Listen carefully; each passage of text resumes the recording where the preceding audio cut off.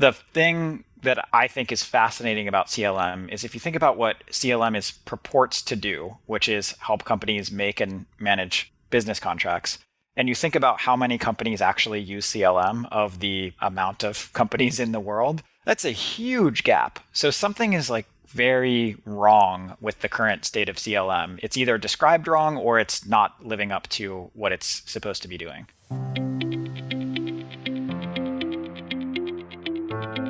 Today on Law Next, possibly the hottest market in legal tech today is contract lifecycle management. And one of the most talked about companies in that market is Ironclad, a 6-year-old startup that recently raised a $100 million Series D at a reported valuation of $1 billion. And they just made its first acquisition of the click-wrap transaction platform PactSafe. My guest today is Jason Boehmig, the co-founder and CEO of Ironclad and a former corporate attorney at Fenwick & West. This is Bob Ambrogi, and you are listening to Law Next, the podcast that features the innovators and entrepreneurs who are driving what's next in law. We'll get to our interview in just a moment, but first, let me tell you about one of the sponsors that generously helps support Law Next. Tracking time doesn't have to take time. Bill for Time is an intuitive software that allows lawyers to easily track time, create invoices, generate reports, manage expenses, and more. Bill for Time lets you practice more and manage less. Find out for yourself at billfortime.com. That's Bill, the number 4, time.com. Now on to our interview. Jason, welcome to Law Next. Thanks for having me, Bob. I'm really excited to be here. I've been a fan of the program and yours for a while, so it's fun to get the chance to speak today. Thank you. And I know it's been a very busy time for you because we've been trying to schedule this for a while now, and it's so good to finally get you on the line and get a chance to speak with you. There's been a lot going on with your company. We can get into a lot of that, but I have to ask because I was looking at your background, looking at your LinkedIn profile, and I'm wondering. Do we have the collapse of Lehman Brothers to thank for the birth of Ironclad? You know, in many ways we do. Certainly in respect to timing. And I think, timing is a lot of startups. So I'd always wanted to go back to law school, and that was always my plan. But I don't think I would have gone back to law school at the moment I did if Lehman didn't collapse at the moment it did. And I don't think I would have started Ironclad at the moment we did, which in hindsight I think was one of the windows of opportunity to start a company. So I think there's a lot. And I should explain, you were an associate at Lehman in 2000, going up to basically the time of the collapse in 2008, right? That's right. In fact, I was on the securitized products sales and trading desk, which was quite an interesting place to be at that time. That's really interesting. And then one other thing I learned about you from researching you online is that you probably could have had a career with the Harlem Globetrotters. Oh, that's amazing. I'm so glad that you found that. That video has made its way around our company, a fun little trick shot YouTube video that made with some friends back in New York. Yeah. For our listeners, there's a video out there called Lower East Side Basketball Shots. And Jason's got some mean shots out there. Well, turning to Ironclad. So in a blog post in January, just after the Series D, you wrote, quote, "With this financing, we aim to solve the most important unsolved problem of modern business, the problem of business contracting." So Jason, what is the problem as you see it, and how do you plan to solve it? Yeah.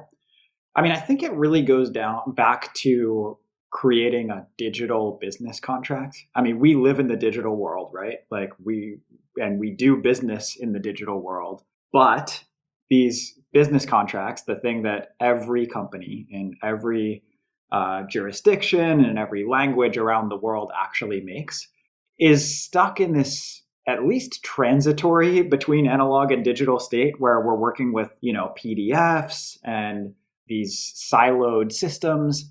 And it's just one of these things that needs a first-class digital implementation of the whole thing, the whole contract, not just little pieces of it. And there's so many sub-problems within that, there's the contract creation problem of the speed at which a company can contract is really the speed at which it can do business. And companies that can contract faster can do business faster. And companies that contract slower do business slower. And then there's the data problem as well on the other side of that, which is contracts are the source of a lot of operational data for companies, but they're sort of trapped in these long form text documents. And so there's a lot of companies out there solving pieces of that problem. And we view it as one gigantic life's work type of problem, the digital business contract. Yeah. Was that the problem as you saw it when you started Ironclad back in 2014? You and Kai Gogwilt, your co-founder, was that how you saw it then, or has your view of it evolved? Yeah. It's funny, Kai and I actually went back and we pulled up the first emails we could ever find about what we were working on together from 2014. And it is that problem. I think we've learned to state it a little bit more eloquently. Not that we're quite stating it eloquently yet, but certainly better than we used to. But it really has been around creating a first-class platform for business contracts and all of the ancillary tasks related to that, whether it's the creation or management of the data. I, of course, encountered the problem first at the law firm and primarily through cleaning up unstructured data and making it structured for the purposes of doing venture capital diligence work. But very quickly realized that the problem was not just the cleanup of the data. The problem was the actual creation and administration of that business contract where the data lives from the very start of the process. I read, I think, that you started thinking about this even before you were at the firm, when you were still in law school. I think I started thinking about the area. I've always, one of our company values is intent. And I think the values in some senses come from the founders. And intent for us means being thoughtful about what we work on. Obviously, you have to work fast towards a problem, but you also have to be working in the right direction. So I guess I've tried to model that by being intentful about my career. And I knew I wanted to work at the intersection of law and technology way back to law school. I hadn't quite centered on the business contract as part of that problem. That really came from the seeing the pain at Fenwick and West. So I referred to you as a startup in my intro here, but I'm not even sure it's a fair word to use for your company at this time. How do you see your company at this point? I love that. So I don't think of us, maybe to say two controversial things, I don't think of us as a startup. And I also don't think of us necessarily as a legal technology company. And that's not a knock on legal technology. I love it. And I welcome the term when it's applied, but I'm not sure it's the most accurate way to describe what we're working on. Yeah. And yeah, we are at the scale now where we're acquiring significant other companies. We operate at a scale that is at least breaking the barrier between startup and bigger company. I think from a mindset perspective, it's more around the mindset with which we approach our work, which is definitely not move fast and break things. It's move at a high velocity, but with a lot of intent and carefulness around how we make progress towards that. So we don't have a startup mentality in some of the work we do, for sure. Yeah. What have the past 6 years been like in a nutshell? I mean, I don't know that you had actually run a company before you started Ironclad. What was it like getting it started and getting it to the point it's at now? Yeah, I mean, it's been a journey. It's been the experience of a lifetime for sure. I feel like I've learned so much over the past 6 years and still have a lot of learning to do. I would say at the macro perspective, it's a lot of silent, quiet work. There's a YouTube video, we were just talking about YouTube. There's a YouTube video that I stumbled upon the other day, I tweeted out, that is basically this person making a log cabin by themselves in the woods over the course of many years that they make this log cabin. And it's kind of mesmerizing once you start watching it. You just realize, wow, that just to get one log higher, so much work goes into it. And it's the type of thing where if you just saw the end result, you'd be like, oh, cool, a log cabin. I think a lot of startup work is like that, and in that it's a slog. One log at a time. Yeah, you gotta. I remember back at our Series A stage, which seems like forever ago, I would send out all the invoices to our customers because we didn't have someone sending out invoices. And we like made the letterhead and we put some extra care into the letterhead.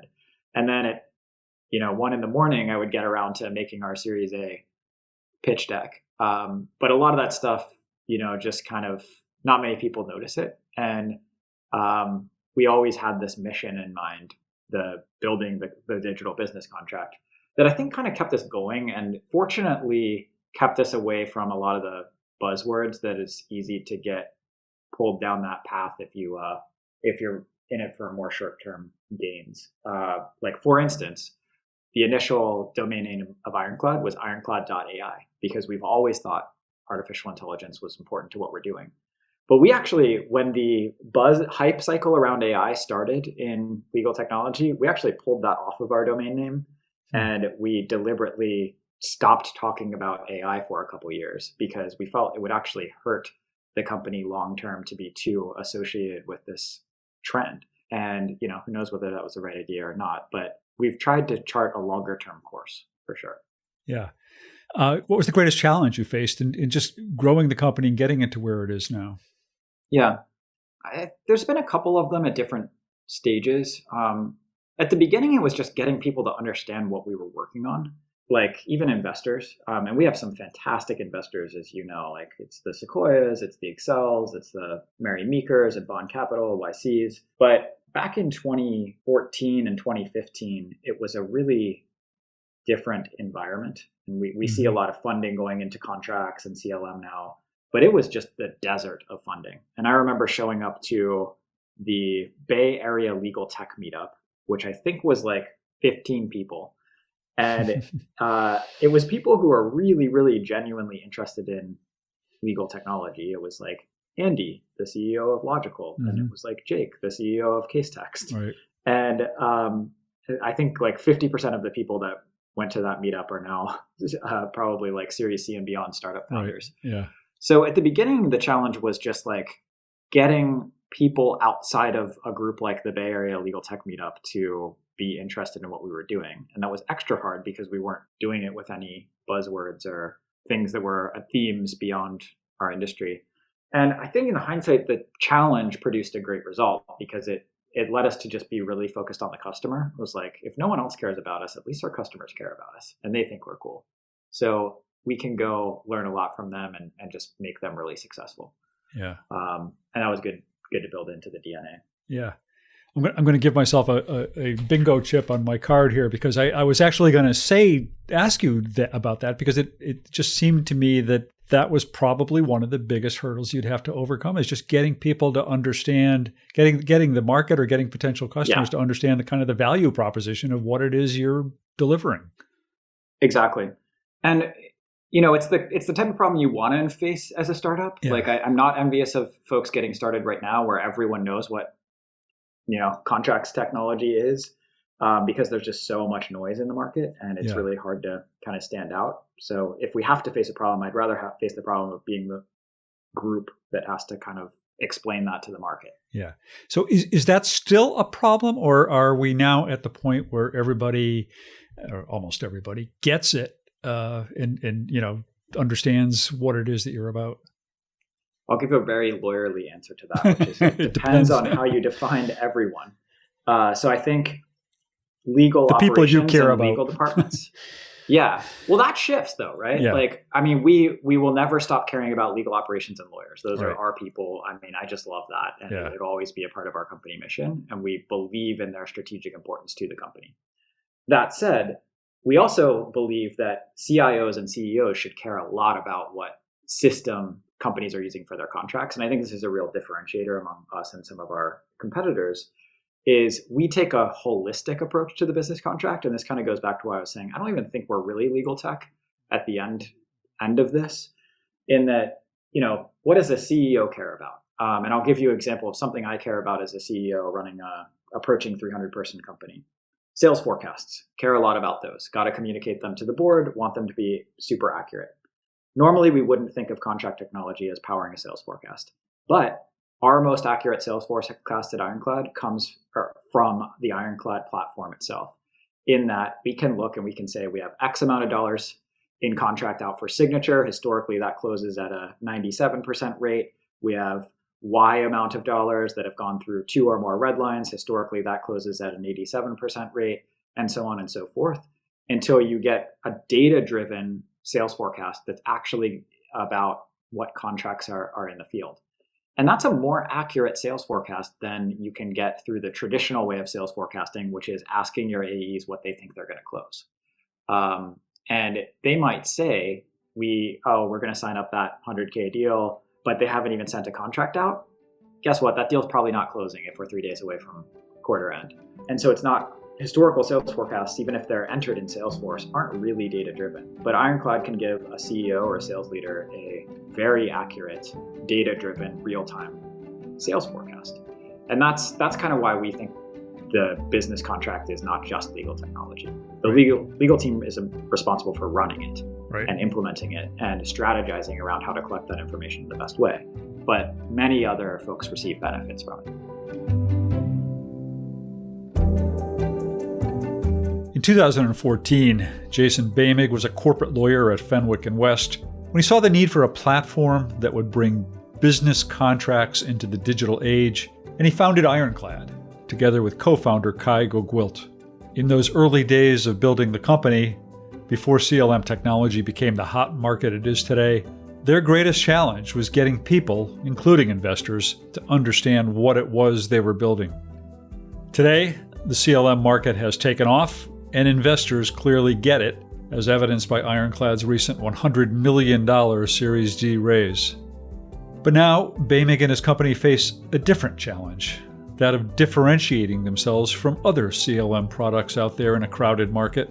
When we return, I ask Boehmig about how he views the CLM market broadly and what makes Ironclad stand out. But first, let's hear from the sponsors who make this show possible.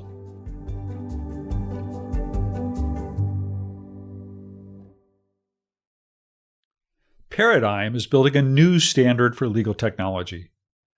With 4 industry-leading products under one roof, the practice management platforms Practice Panther, Bill for Time, and Meriscase, and the online payment solution HeadNote, Paradigm empowers lawyers across the spectrum of practice areas, geography, and business needs. Learn more at joinparadigm.com. That's joinparadigm.com. Welcome back to Law Next. 6-year-old Ironclad has become one of the most talked about companies in contract lifecycle management, having recently raised a $100 million Series D at a reported valuation of $1 billion, and with total funding approaching close to $200 million. What makes Ironclad different from other companies in this market? And how will this recent funding round impact the future course of the company and its product? As we return to our conversation with co-founder and CEO Jason Boehmig, I ask him those questions and his thoughts on the market more broadly.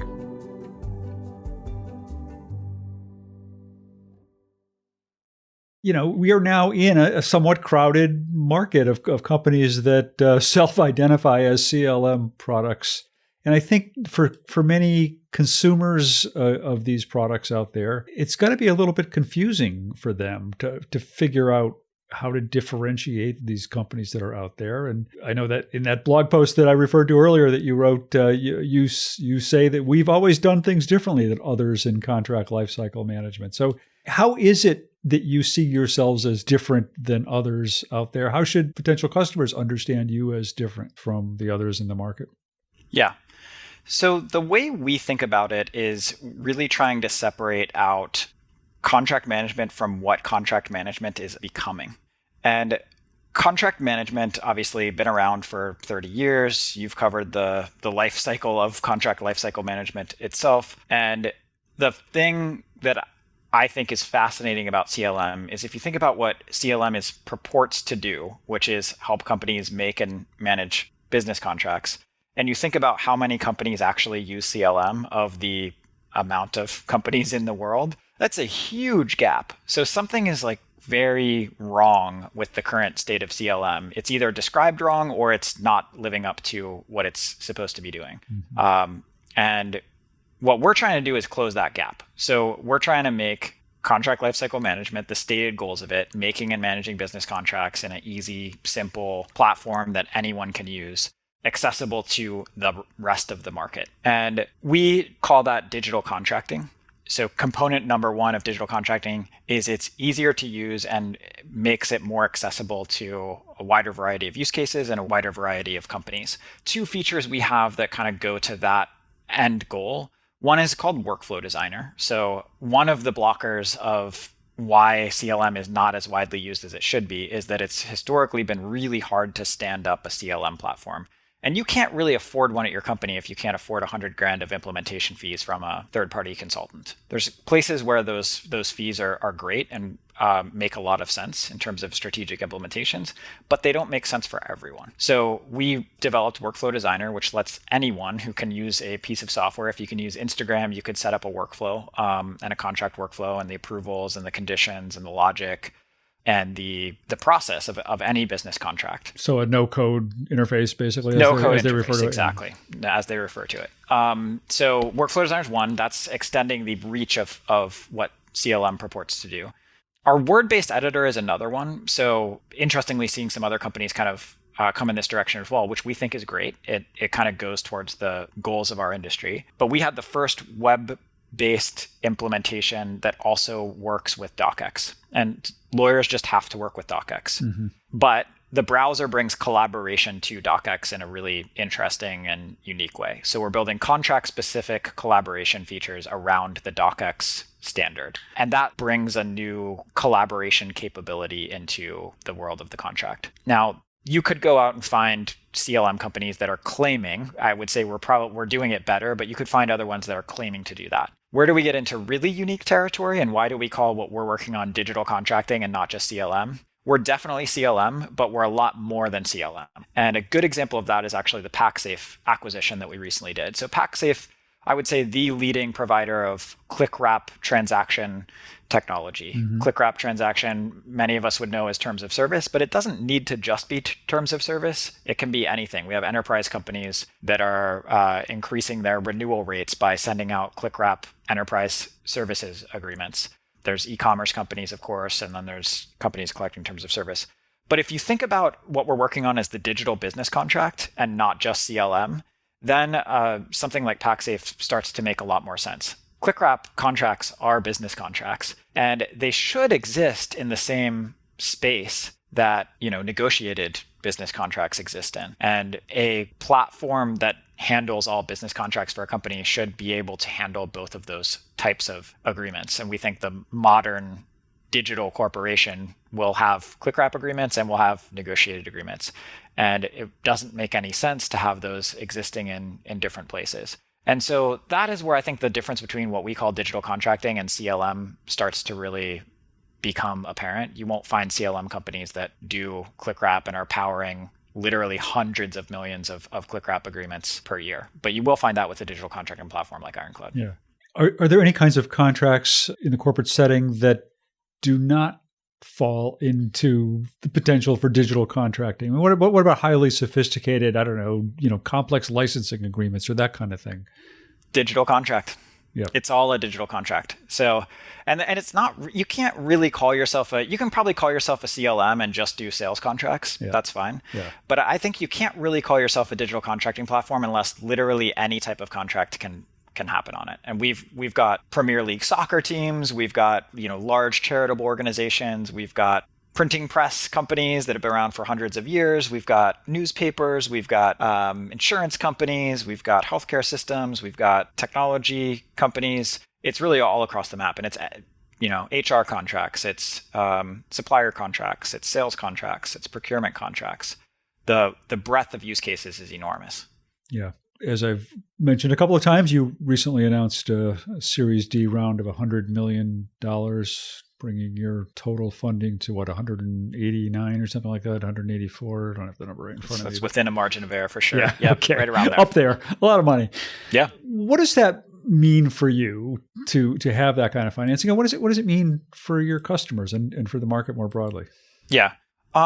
I'll start with the customers one because I think this is important. And I often say it's really difficult to be a buyer of legal technology right now. It's difficult to be in a position because there's a lot of noise in the market, and I have a lot of empathy for buyers. Yeah. And one of the things that I don't think I think is difficult to navigate if you're a buyer is what's the future state of the industry. Right. So you might see a great demo, or you might even like a piece of software, but you're also probably wanting to buy a company that's going to be around for a while. And I think our industry is about to go like massive consolidation. And I think what this means for our customers is so are we in a bubble? Do you think we're in a bubble? I don't think we're in a bubble. I just think we're in a stage of the market where we're going to see a lot fewer players that are a lot bigger. Even the big players in our industry are relatively small if you think about it. Like the bigger players are doing hundreds of millions of ARR, and I'm sure that there will be players doing billions of ARR in our space if you look at the evolution of other industries. Yeah. And so the battle lines aren't really yet drawn in terms of who the long-term players are. And I think this very clearly sets us up to be one of the long-term players, both from an ambition standpoint, but also from a bank account standpoint and consolidation around us. So we intend to be and are set up to be one of the nodes through which our industry consolidates around. Yeah, the battle lines aren't drawn, but do you think that the chalk is starting to get laid down a little bit? Yes, the chalk is starting to get laid down. I completely agree on that one. Okay. And what? So that you said that's for the customers. What about for you? Yeah. Yeah, for us, it means I've kind of said there's nothing really special that we're doing with the money that we weren't doing before, but it does represent an opportunity for us to really achieve our mission, which we're a very intrinsically motivated company in a better way. And it's honestly just an exciting, thrilling time to be in this space. We're having huge impact at our customers. I mean, millions of dollars of impact. We have customers like winning awards that they never thought they would even be considered for internally. We've got them being able to show great results to their CEOs. And, zooming out into our experience, I guess, as people a little bit, what we do in our time here is in some ways like so inconsequential and small that to get to play just a little part in history and like shape a thing that will be around for a long time, it's a fun and rewarding place to exist. If we're building the digital business contract, that's going to be around for a while. Like it might even be around for longer than Ironclad is. And some of the little choices we make in building that together with our customers may exist for quite some time. So I just get a lot of satisfaction and fun and energy from that. Yeah. Well, one thing that money does is let you acquire other companies like you just did with PackSafe. That's true. Will there be more of those coming down the road? I won't say no for sure. I would say it's not our strategy to grow through acquisition. It's our strategy to grow organically. But where we find particularly good culture fits, which PackSafe team really is a fit with Ironclad from a cultural perspective, and where we find additional strategic capabilities that we want to do anyways, but we could speed up by combining the companies. In that case, I feel like that very rare case, I feel like it'll always make sense. But we would never sacrifice the culture of our team or alter the mission of the company because of an acquisition. Yeah. That quote from you that I used earlier in this podcast, where you said that we aim to solve the most important unsolved problem of modern business, the problem of business contracting. Does that imply that you feel that even you haven't solved the problem yet? And if not, what is it you want to do to solve? What more do you want to do with your own product? Yeah, great question. I mean, I think we're in inning. Like the first pitch of the baseball game, not even the end of inning one. Okay. With cardboard cutouts in the stand, or do we have exactly? We're very, very early beginnings of the game, and really, if you think about what Ironclad's done, and this is again hard, difficult product work that takes 5+ years to do. We've tied together into the first system that can handle any type of business contract in a digitally native system. And then the fun kind of starts. Like you kind of have to do that work before the AI is interesting, or before blockchain is interesting, or before some of these other technologies that people get excited about are interesting. you see a lot of folks, I think, trying to jump right to the buzzword. And I guess our view isn't that the buzzwords are useless, but only the buzzwords are only interesting if you have a lot of foundational technology underlying them. And we've kind of got the foundational technology underlying them. So I think we're just getting started in terms of what's possible with our industry. And if we think about it in terms of hype cycles, I think we've had a hype cycle in our space that was a little bit underwhelming for folks. But I think the next 5 years we will achieve things people never thought possible with legal technology. Do you stay focused on contracting, or does the product evolve beyond that? Well, that's the nice thing about picking an insanely ambitious product space, which is every business contract on the planet. We stay on that for sure, like zero doubt. We'll have partners and we'll have an ecosystem that helps handle all of the adjacent areas there, but we'll always be focused on the business contract. I've lost track now of whether this was speculation or something you said, but I think it was something you said that you're perhaps looking at going public at some point now, that this was the last financing you'll do and you'll be hoping to go public at some point. Is that what you said? Well, drawing it out into what I've definitely said is we're going to be around for a long time, and certainly any company of a certain magnitude is a public company. So if you draw out that path, yeah, we'll be a public company at some point. What I won't say is like when that will happen, or it'll happen whenever is right for the company. But I would be very surprised if we were not a public company at some point. And that is not an end goal of ours, but it is a milestone along the way that I would be surprised if we didn't hit, just like I'd be surprised if we didn't, raise a Series D or Series C earlier in the company lifecycle. Yeah.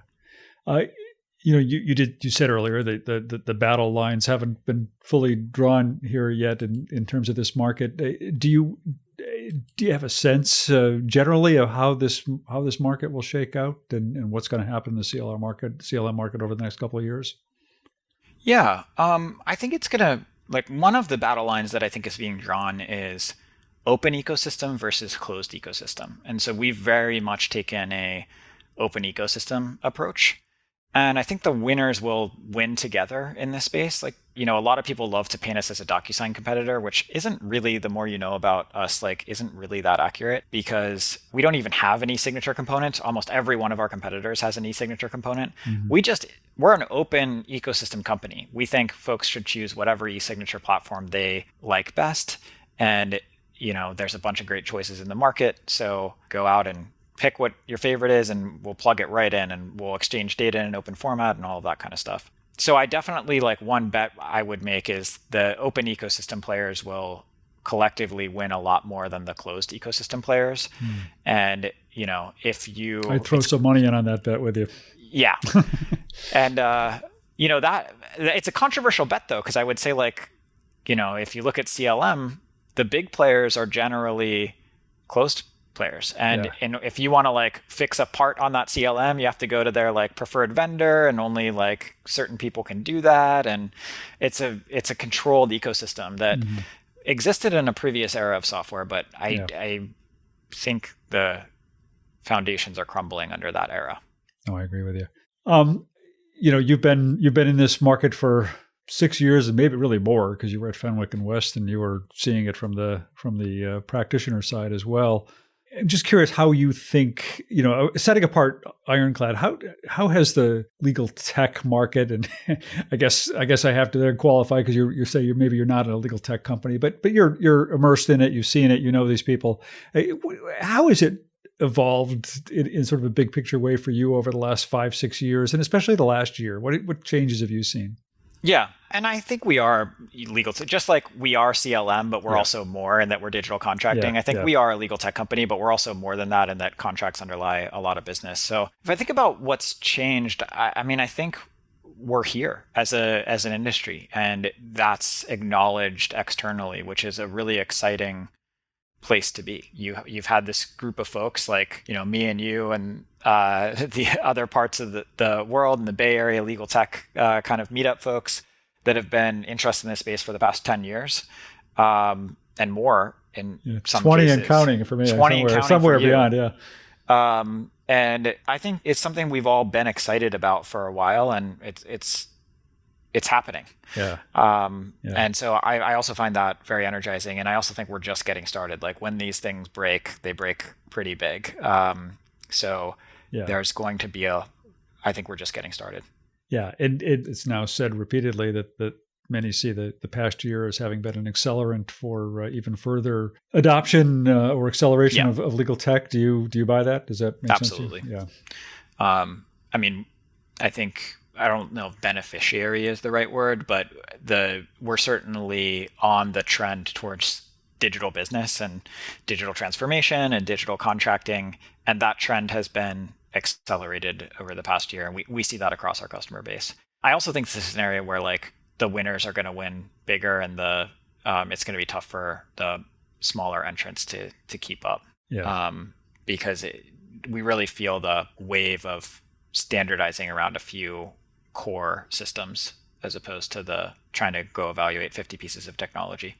Yeah. When you say that, are you talking about CLM specifically or the legal tech broadly? I'm talking about maybe, I do think legal technology broadly actually as well. Like there is systems fatigue out there, just like other industries have had. I mean, as a CEO, I probably have 15 sales tools pitching me in my inbox every day. And I think legal was not that way for a while, but now when you talk to people, it's just like another tool, great. I don't have time to evaluate that. And that wasn't always the case. Like when I was at Fenwick & West, I evaluated literally every piece of legal technology that I could possibly find. I would, if a company was remotely close to the legal space and they had gone through Y Combinator or 500 startups, I literally knew them. And that would be impossible to do today. It would be a full-time job. I mean, I'm sure you are even closer to that than I am, but it's got to be overwhelming. Yeah. And one of the phenomena we've seen over the past year has been the launch of a whole bunch of these kind of marketplace sites to try and list and make sense of all the different products in different parts of legal technology. So for sure, it's daunting. Well, Jason, I've been asking you lots of questions. Anything else that you wanted to say about Ironclad or yourself or anything else?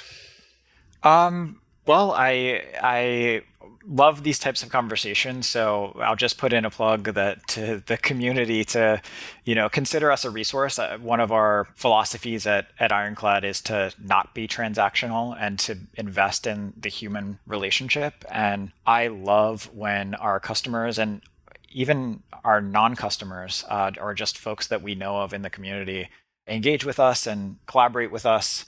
And I hope that we get to continue this wonderful community that is coming together around our space. So consider me a contributor first to that community as opposed to just a transactional participant.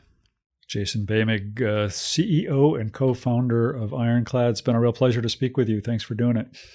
Thank you, Bob.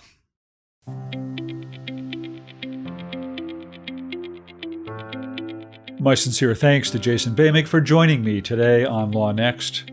I hope you enjoyed the show. Another show to check out is Contract Teardown, just launched by our sponsor Law Insider on YouTube.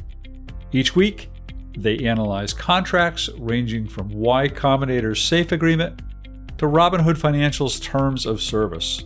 Find them at lawinsider.com/resources. Law Next is produced, engineered, and edited by Populous Radio. I'm your host, Bob Ambrogi. I hope you'll join us again next time for another episode of Law Next.